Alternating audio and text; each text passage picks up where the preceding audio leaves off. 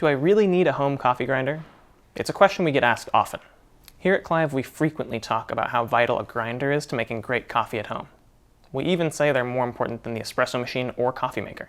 We believe this, but if you haven't had the chance to see the difference for yourself, it can be difficult to believe. Today, I'll be showing you a handful of side-by-side comparisons so you can see what a difference it makes.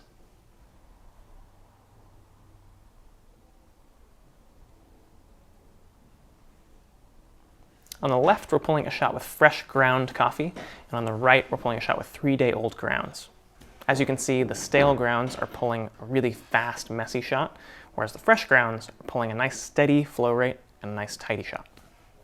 In the end, the shot pulled with fresh grounds pulled to precisely the recipe we wanted, where the stale grounds pulled way too fast.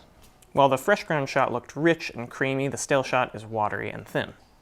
I wish we could have you taste these, but I don't think you really need to know that one is going to be considerably more delicious than the other.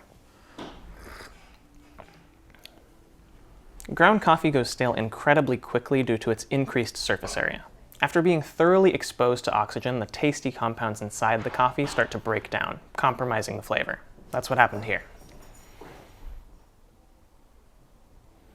Next, let's test a great affordable grinder that isn't really intended for espresso against an affordable espresso grinder. On the left, we're pulling a shot with grounds from the Baratza Encore, and on the right, we're using grounds from the Silenzio. As you can see, the shot with the Encore grounds is pulling a bit too fast because the grinder just doesn't have the power to grind fine enough for espresso, whereas the shot with the Silenzio is pulling just fine. While all grinders do essentially the same thing, it's paramount that you have the right one for the job.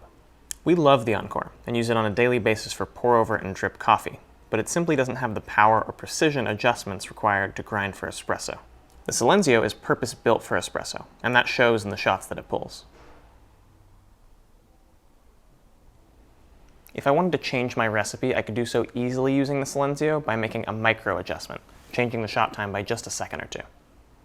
If I wanted to do the same with the Encore, a single stepped adjustment would result in a huge difference in shot time.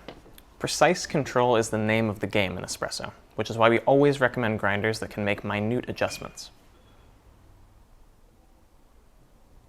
Let's do a similar test but with a coffee maker, the Ratio 8. Both batches are using the same coffee, both ground on the Baratza Encore, but the batch on the left is using 2-day-old grounds, and the batch on the right is using fresh ground coffee. As you can see, the water is flowing through the stale grounds much more quickly. The stale coffee will have already lost quite a bit of flavor through oxygen exposure over the last 2 days. Compounding that issue is the fact that since the water is rushing past the grounds, it'll extract less of what's in them. This results in thin, watery coffee. In the batch made with fresh grounds, you can see that we have a steady flow rate and that the water is dwelling in the filter, resulting in a more thorough and delicious extraction. There is so much more to what makes a great grinder.